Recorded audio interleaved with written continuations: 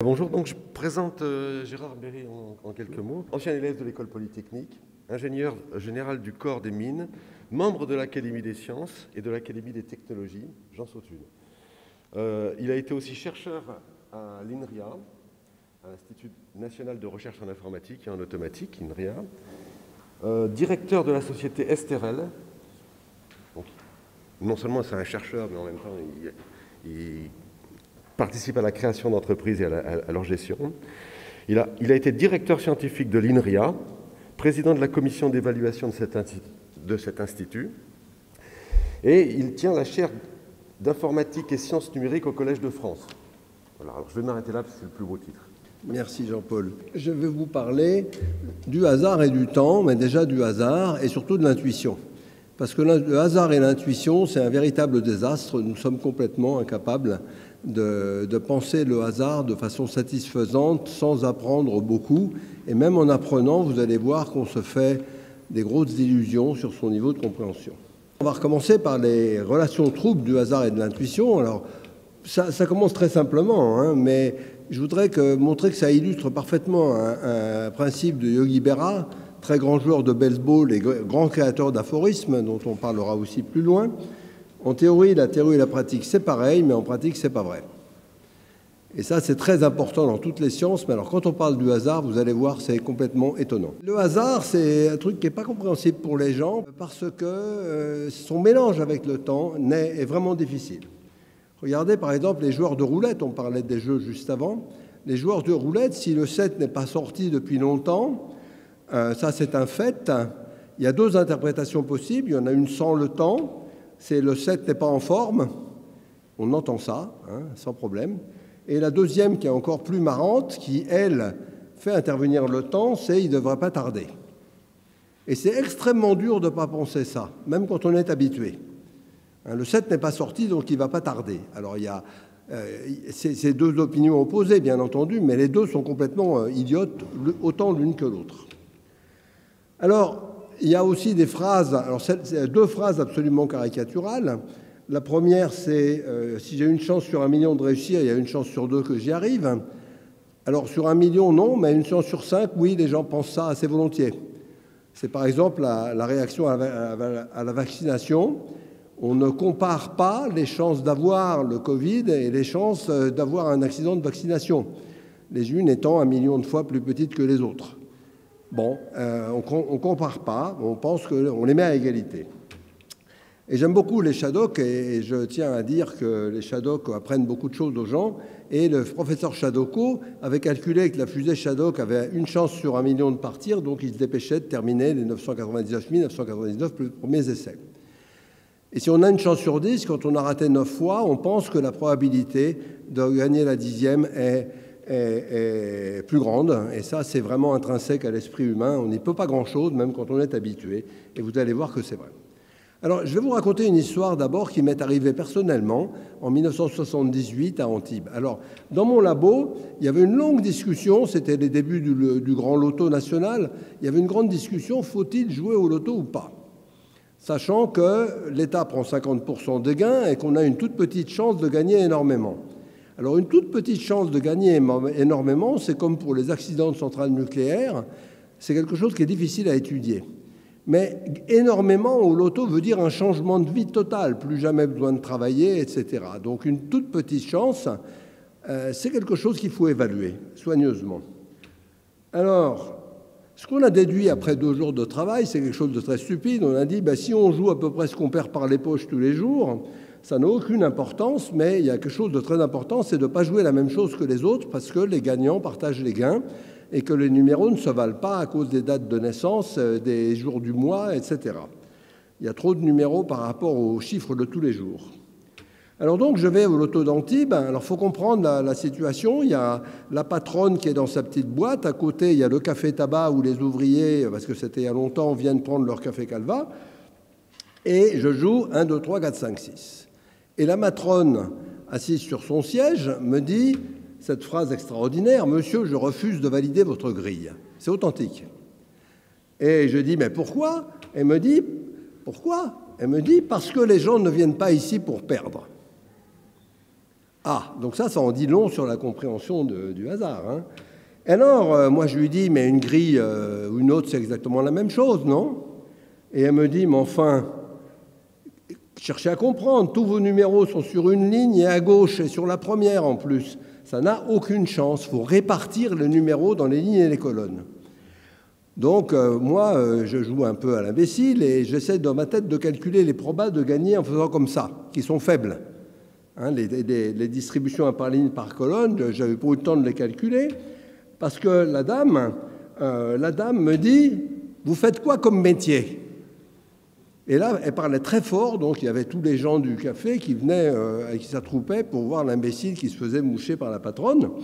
Alors moi, je ne pouvais pas lui dire que j'étais informaticien parce que le mot n'existait pas à l'époque. Je lui dis, je suis mathématicien. Et là, elle dit très fort, ça ne m'étonne pas, raison de plus, aller ailleurs.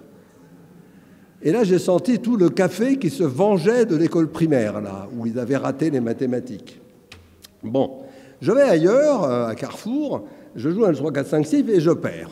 Donc elle avait raison, ça n'avait aucune chance. Hein. J'arrive à Paris, je raconte ça où j'enseignais, je raconte ça à un collègue de Paris 7, hein, et sa réponse c'est « Toi aussi, tu joues à 3, 4, 5, 6 ». D'accord ?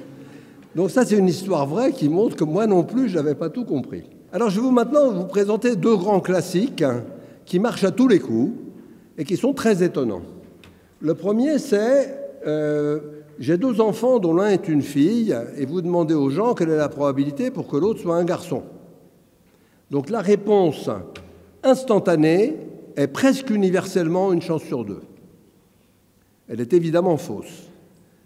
Alors évidemment, les probabilistes connaissent le truc déjà, mais sinon, les gens normaux, ils ne connaissent pas, ils répondent un demi. Et évidemment, moi je réponds, ben non, 2/3. Il dit, comment ça, mais qu'est-ce que tu racontes? Et moi je dis, il y a 4 cas équiprobables, l'énoncé en exclut qu'un, et 2 sur les 3 restants sont gagnants. Regardez, il y a 4 cas équiprobables, fille-fille, garçon-fille, fille-garçon, garçon-garçon, en nommant les deux enfants séparément. Et voilà, et dans ce que dit l'énoncé, c'est qu'on exclut garçon-garçon, puisqu'il y a l'un est une fille, et donc ça veut dire que dans 2 cas sur 3, l'autre est un garçon. Bon, alors quelle est la réaction des gens? Ça, je l'ai fait, mais alors à très grande échelle. Quelle est la réaction des gens? J'y crois pas à tes probas. Ça, vous pouvez essayer, ça marche très bien. Donc ça prouve qu'on a un problème dans nos têtes avec ces notions-là, parce qu'elles sont contre-intuitives. Alors, mais il n'y a pas que les probas pour expliquer les choses, il y a pire. Regardez ce problème-là, qui est un problème très célèbre, qui est né dans les années 1950. Voilà. Je vous dis, vous avez 2 enveloppes. Il y en a une qui contient une somme quelconque d'argent, X, et l'autre qui contient le double. Choisissez. Bon, alors qu'est-ce que vous faites? Vous êtes très content, et puis vous dites, je prends celle-là, n'importe laquelle des deux. Et maintenant, vous dites, bon, si vous voulez, vous pouvez changer. Alors, faut-il changer ou pas? Question abominablement simple. Alors, première réponse de quelqu'un qui connaît un peu la théorie de l'information, il va se dire j'ai aucune information sur aucune des 2 enveloppes, donc que j'en prenne une ou l'autre, que je change ou pas, j'ai toujours aucune information, ça ne change rien, donc j'ai aucun intérêt à changer. Mais un petit malin ou une petite maline va dire attendez, on peut faire mieux comme raisonnement. On peut dire si la première contenait Y, il y a une chance sur 2 que l'autre contienne 2Y et une chance sur 2 que l'autre contienne Y sur 2. D'accord? Puisqu'il y a une qui contient le double de l'autre. Ah, alors qu'est-ce qui se passe? Je dis, mon espérance de gain supplémentaire, c'est la moitié de Y, le côté positif, plus la moitié de moins Y sur 2, le côté négatif, ça fait 1 sur 4 Y. Donc c'est clair que j'ai intérêt à changer parce qu'en changeant, soit je gagne Y en plus, soit je perds Y sur 2 en moins et la balance est du côté Y en plus. Alors ça, c'est un raisonnement qu'on fait croire très facilement aux gens. Il est évidemment totalement faux, mais il est subtilement faux. Ce n'est pas complètement évident de voir pourquoi ce raisonnement est faux. Mais il y a quand même un argument bien. C'est que si vous changez une fois, vous pouvez réappliquer le même argument, dire « mais si je change 2 fois, c'est encore mieux ». C'est-à-dire, vous pouvez dire, tiens, c'est marrant, je vais gagner Y sur 2 en reprenant la première enveloppe que j'avais choisie, ce qui montre qu'il y a un problème. Mais ça, ce n'est pas une déduction rigoureuse. Les déductions rigoureuses sont tout à fait compliquées et vous le trouvez sur le site anglais de Wikipédia, qui malheureusement a été traduit en français n'importe comment et toutes les formules mathématiques ont disparu, qui vous fait une discussion extrêmement intensive de ce problème. Alors, qu'est-ce qui rend le problème complètement faux ? C'est qu'il n'y a pas de probabilité dans ce problème. Pour qu'il y ait des probabilités, il faut qu'il y ait une distribution de probabilités. Et quand on dit une somme x quelconque, ça veut dire que tous les nombres entiers de 0 à l'infini ont une probabilité non nulle. Et ça, désolé, ça ne marche pas parce que la somme d'une probabilité, ça doit être 1. Et en plus, on dit qu'elle est quelconque. Ils ont une somme inconnue non nulle, ce qui n'est fait en aucun cas des probabilités. Donc, on ne peut pas faire de raisonnement probabiliste, le problème n'est pas probabilisable et la notion d'espérance de gain n'a aucun sens. Bon, alors ça, c'est quelque chose que j'ai vu assez souvent, des gens qui font des probabilités qui n'existent pas. Je l'ai vu ça même dans des expertises que j'ai faites sur la sécurité d'installations industrielles, où par exemple, on me demandait quelle est la probabilité qu'il y ait un bug dans tel logiciel. Alors moi, je répondais, c'est très simple, c'est 0 ou 1. Et on me disait, comment ça? Je disais, oui, c'est 0 s'il n'y en a pas et c'est 1 s'il y en a 1. On me disait, mais c'est idiot, 0 et 1 ne sont pas des probabilités. Ça, c'est des physiciens. Et je leur disais, si, regardez les mathématiques, 0 et 1 sont des probabilités. Elle me disait, mais on ne comprend pas. Je lui dis, vous ne comprenez pas parce que vous pensez qu'un logiciel, c'est une machine physique qui peut tomber en panne. Et oui, les physiciens, beaucoup de physiciens, de praticiens surtout, pensent qu'un logiciel peut tomber en panne. Non, un logiciel, ça ne tombe pas en panne. Alors je leur disais, c'est comme une formule mathématique, un logiciel, ça ne tombe pas en panne. Alors je lui disais, quelle est la probabilité que le théorème de Pythagore soit faux? Il me disait, c'est une question idiote. Je disais, non, c'est la même. Et c'est très difficile, et c'est des grands scientifiques dont je parle, ce n'est pas des débutants.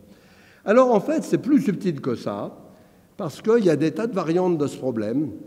Par exemple, si on vous donne une enveloppe, on vous la donne, et on vous dit l'autre contient soit la moitié, soit le double. À ce moment-là, vous avez intérêt à changer.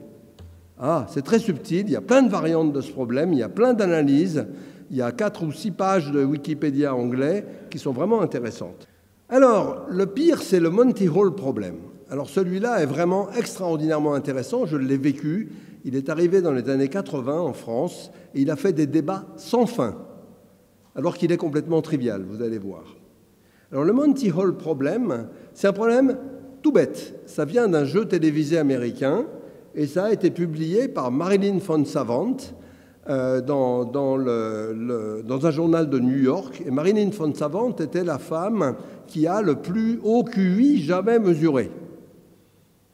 Le QI est une mesure d'intelligence, et c'est la seule mesure d'intelligence d'après l'auteur du QI. Ça se discute, mais elle était vraiment très très bonne, puis c'est quelqu'un de très brillant. Donc elle publie ce problème. Alors le problème, le voilà. Vous avez ici 3 portes, et derrière 2 de ces portes, vous avez une chèvre, et derrière la 3e porte, vous avez une voiture. Et on suppose que vous n'êtes pas bergère ou berger, d'accord ? Moi, je connais une bergère qui choisirait sans aucun problème d'avoir la chèvre. Et donc, on suppose que vous êtes urbain et vous aimez les voitures. Américain, quoi. Alors, voilà. Choisissez une porte. Alors, vous montrez une porte.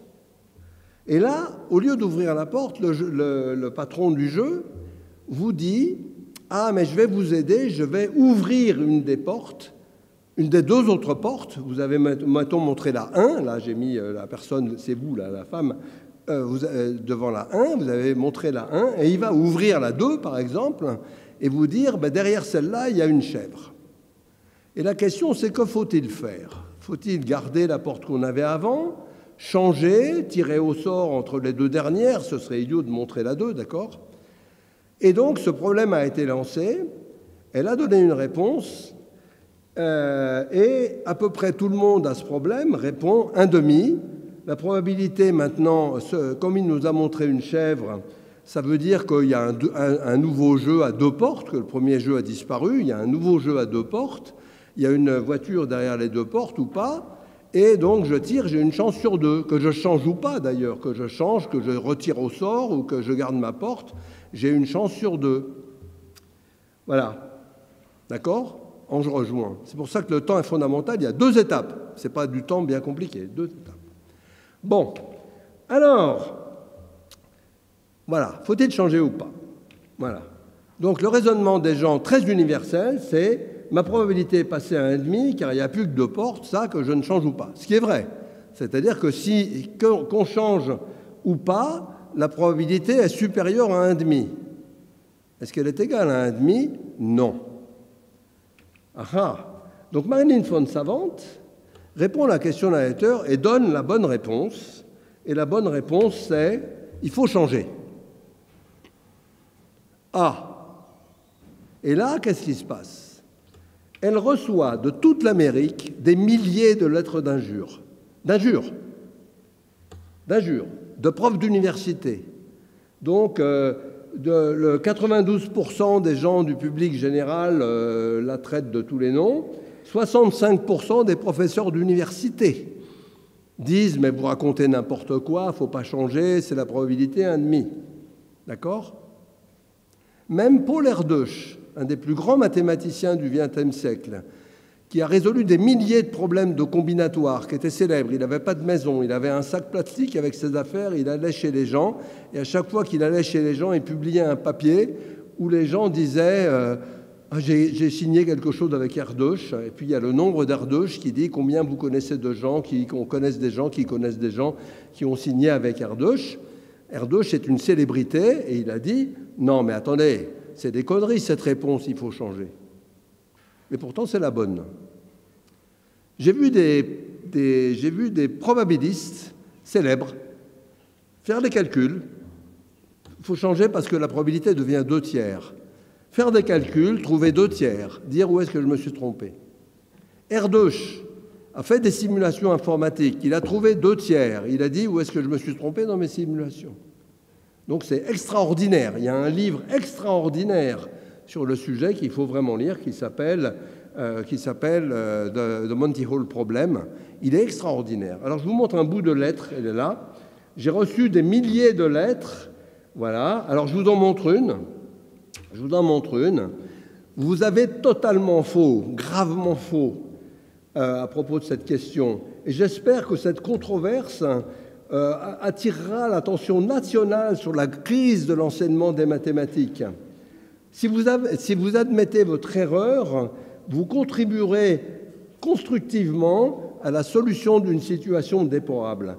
Combien de mathématiciens en colère vous faudra-t-il pour que vous changiez d'avis ? Et elle n'a pas changé d'avis, parce qu'elle avait raison. Alors pourquoi ? Alors même Erdős, j'avais dit, ne voulait pas y croire. Pourquoi ?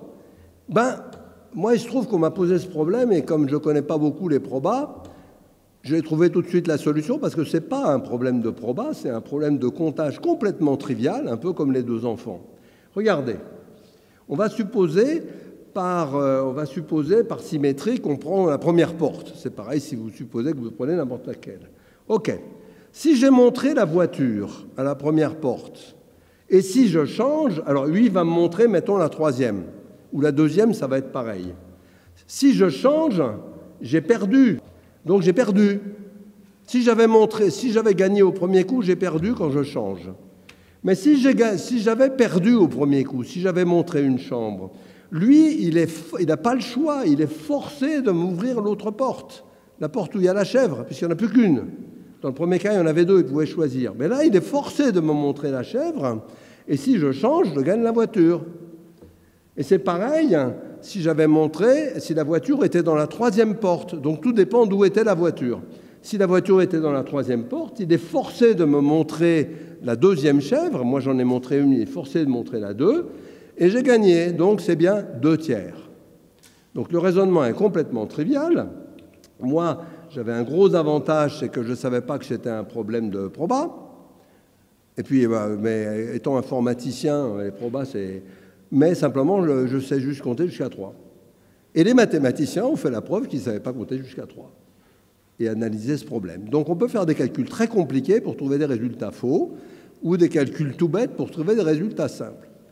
Donc vous voyez, pour faire plus simple comme problème, c'est vraiment dur, et ça a juste planté des mathématiciens, des probabilistes et erdouches.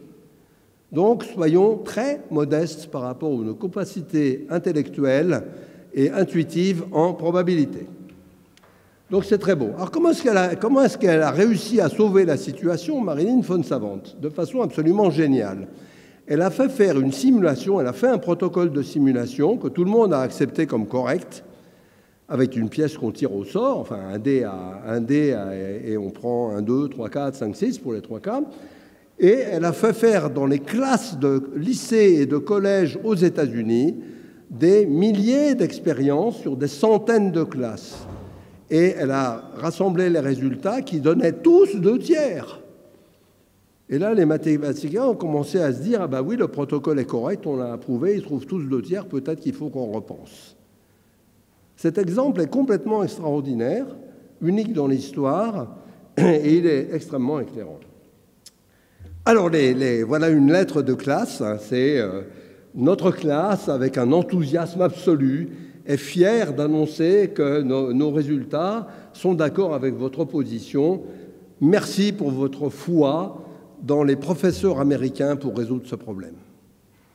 Alors, c'était des profs de français, d'histoire géo et tout ça, hein. Les profs de maths, ils étaient très, très méfiants. Donc, c'est quand même une histoire extraordinaire. Le livre est totalement fabuleux, je vous le conseille. Alors, donc, le hasard, faut s'en méfier. Mais le hasard, c'est très pratique. Je vais vous montrer comment résoudre des problèmes avec le hasard. Alors, moi, j'ai une martingale qui marche très bien avec des tas de copains. C'est des copains qui en gros, qui savent... Ah oui, je reviens à Yogi Berra qui dit une phrase très intéressante qui montre l'importance de la décision. Quand vous arrivez à une fourche dans une route, à un choix, prenez-la. Ça veut dire quoi, ça? C'est une très belle phrase, je trouve. Yogi Berra était très fort. Il dit « Le seul danger, c'est l'indécision ». C'est ça qu'il dit. Et l'indécision, c'est fréquent. Par exemple, j'ai des amis j'en connais, plus d'un, qui, quand il est au restaurant, se dit « Je prendrais bien du poisson, mais si je prends du poisson, je vais regretter après de ne pas avoir pris de la viande.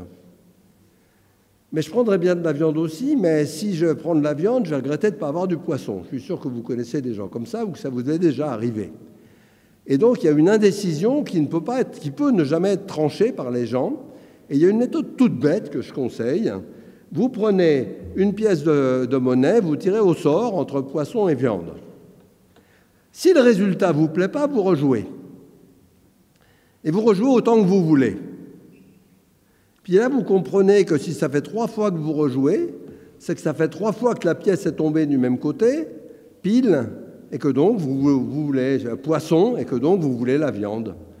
Et ça marche extrêmement bien, c'est un révélateur comme pour les photos. Ça révèle que vous avez un choix caché. C'est très intéressant comme méthode. Et puis il faut accepter de perdre. Par exemple, on peut se donner une limite du genre 10 tirages au sort, une chance sur 1000, et dans ce cas-là, si on perd, on fait ce qu'a marqué le tirage au sort, et puis on accepte. C'est très utile. C'est très utile. Rejouez autant que nécessaire, puis faites ce que vous voulez. Vous n'avez même pas besoin de tenir compte de la pièce, hein. C'est un truc qui marche très très bien. Ça prouve que le hasard, on en a une très drôle de vision dans la tête. Alors, heureusement, le hasard, ça a beaucoup de côtés positifs. Et en algorithmique, on en a déjà parlé, on s'en sert tout le temps. C'est-à-dire que c'est devenu une des opérations fondamentales de l'algorithmique, c'est de lancer une pièce et de regarder de quel côté elle tombe. Et Jean-Paul Delahaye, ce matin, nous a parlé de la fabrication des suites aléatoires. Et en algorithmique, c'est quelque chose d'absolument fondamental. D'avoir des suites pseudo-aléatoires, en général, ça marche pas mal. Alors, ça sert à quoi, ça? Ça sert à énormément de choses. Pourquoi? Parce que tirer une pièce et faire une action, on peut faire ça en parallèle sur beaucoup de CPU, beaucoup de machines. On n'est pas forcé de faire ça en séquentiel. Sur un problème, on peut lancer des milliers de machines en parallèle. Un millier de machines, c'est plus du tout un problème. 1 million de machines, c'est plus du tout un problème à l'heure actuelle. On peut lancer ça, et voilà. Alors, je vais vous montrer quelques protocoles, quelques méthodes très intéressantes qui permettent de résoudre un problème en tirant au sort. La première, c'est Ethernet. Tout le monde connaît Ethernet, le réseau local avec un câble. Alors comment ça marche Ethernet? C'est un truc très astucieux. C'est né à Hawaï, dans les 3 îles Aloha. Il y a 3 îles, et ils voulaient faire un réseau radio où on se communique des paquets de données comme ça. Alors ils ont dit, on va faire comme ça, on va s'inspirer de la différence entre les Français, les Anglais et les Italiens. Donc en italien, quand on est à table, tout le monde parle en même temps. Donc pour passer de l'information, ce n'est pas très efficace, mais on t'a dit, on s'en fout, ce n'est pas passer de l'information, ce qui est intéressant, c'est de parler. Je simplifie. En Angleterre, c'est très différent. Les gens parlent, et pour prendre la parole, ils attendent un silence. En France, c'est intermédiaire. Pour prendre la parole, on sait que le premier va faire un rite qui est un bout de phrase qui ne sert à rien d'autre qu'à donner la parole aux autres, du genre « vous voyez », qui n'a aucun intérêt. Mais ça signale que l'autre peut parler en même temps qu'il entend « voyer », parce qu'on le voit aussi à la mimique des gens. Donc on parle un peu, on chevauche un peu, mais pas beaucoup. Alors c'est la méthode anglaise, Aloha, ça consiste à dire « voilà, le réseau est silencieux, j'ai envie de parler, mais peut-être que quelqu'un a envie de parler au même instant. » C'est pas grave, on parle. Et on écoute ce qu'il y a sur le réseau.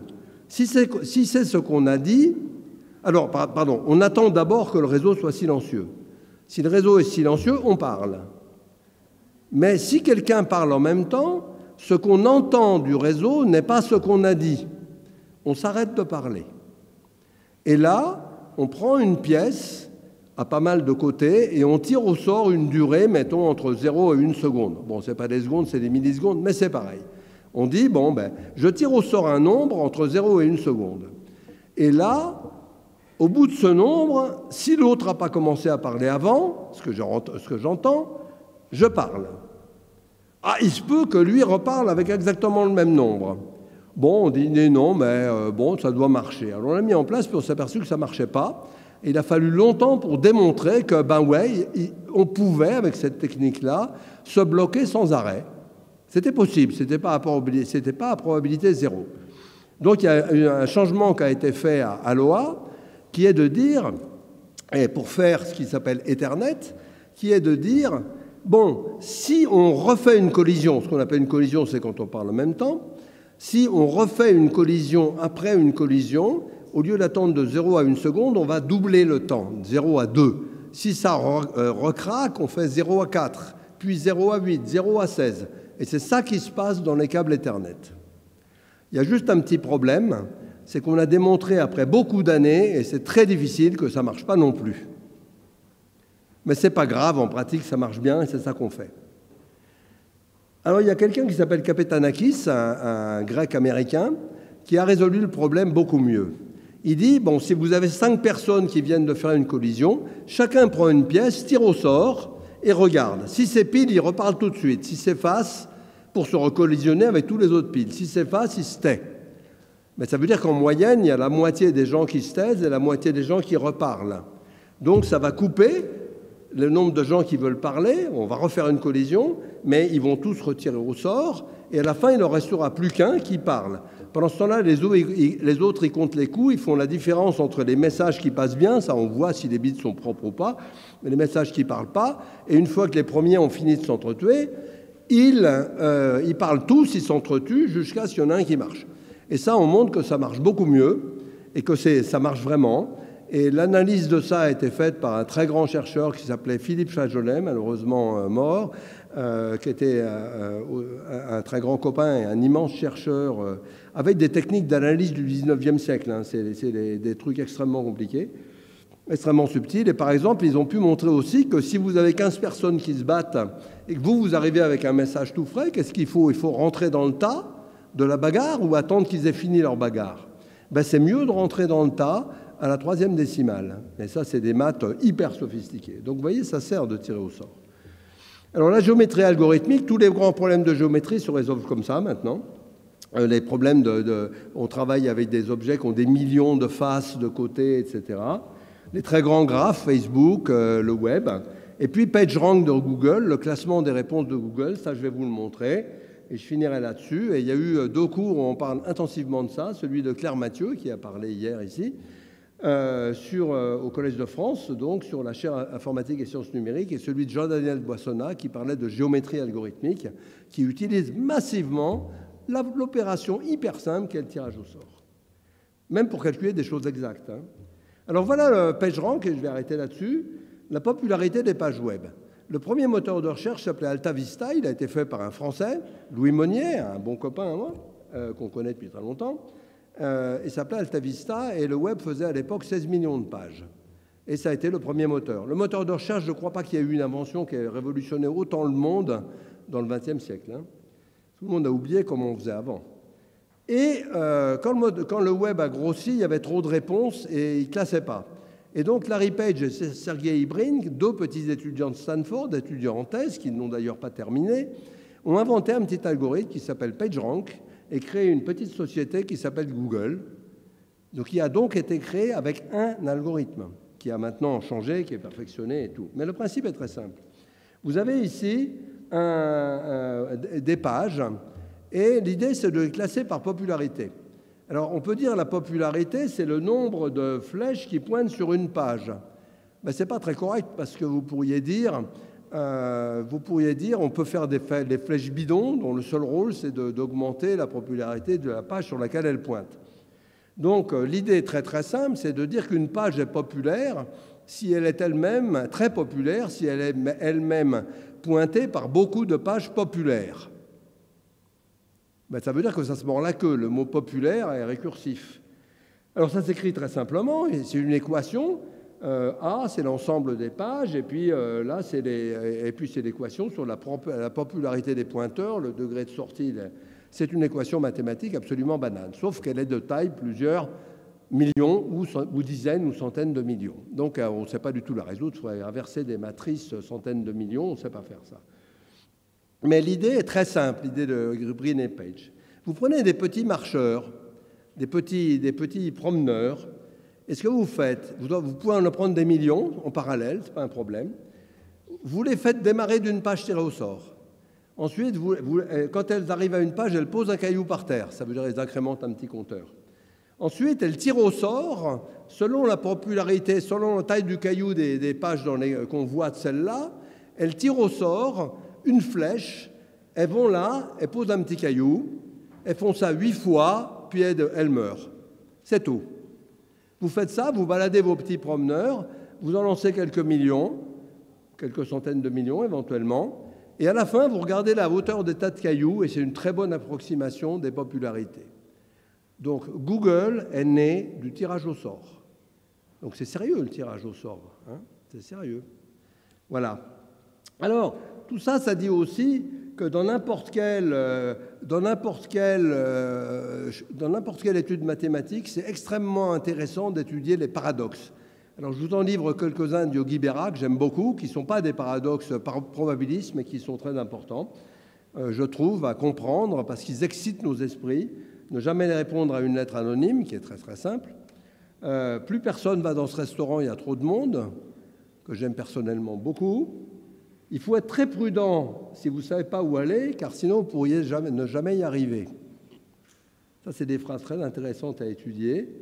J'aime bien celle-là, s'il vous plaît, coupez ma pizza en 4, j'ai pas assez faim pour en manger 6 parts.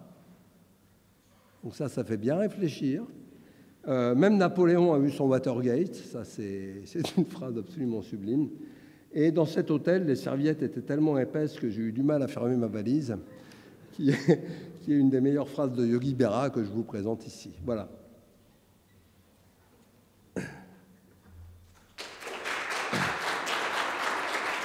Merci beaucoup, Monsieur Gérard Berry, pour cette très très intéressante conférence. Vous nous avez posé la question et proposé d'y répondre. Est-ce que hasard et temps font bon ménage dans nos têtes? Je vais me hasarder à une petite expression issue de votre présentation. Ça semble être une vraie ménagerie, en tout cas dans nos têtes, au vu de vos réponses. Vous nous avez montré en plusieurs exemples que intuition, hasard et temps, on ne comprend pas du tout ce que c'est que le hasard ou le temps avec notre intuition.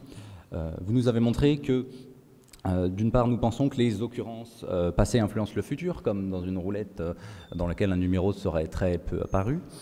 Vous nous avez montré que Les motifs au loto, à partir du moment où ils sont visibles et semblent peu aléatoires, semblent en fait impossibles à sortir, justement parce qu'ils sont qu'on les remarque immédiatement et qu'ils ne semblent pas aléatoires. Vous nous avez aussi montré qu'on calculait très mal en tant qu'être humain les probabilités et que même lorsqu'on est grand mathématicien, on voit des problèmes de probabilité qui n'en sont en fait pas, ce qui conduit en fait dans tous ces cas à nous tromper énormément. Bref, on y intuitionne très très mal le hasard, qu'on soit mathématicien ou pas, et je crois que derrière votre présentation, il y a une grande invitation à la modestie. Mais c'est le dernier petit point que je tirerai aussi de votre présentation. Le hasard semble être aussi un formidable outil que l'on peut utiliser avec nos intuitions et nos raisonnements. Merci beaucoup pour cet algorithme pour nous tirer de l'indécision. Ça va beaucoup m'aider personnellement. Et vous nous avez aussi montré que le hasard peut énormément servir jusqu'à construire ce qui est le premier moteur de recherche dans le monde aujourd'hui. Et en cela, si cela peut conduire beaucoup de personnes à avoir un petit peu moins peur de se confronter au hasard, c'est admirable.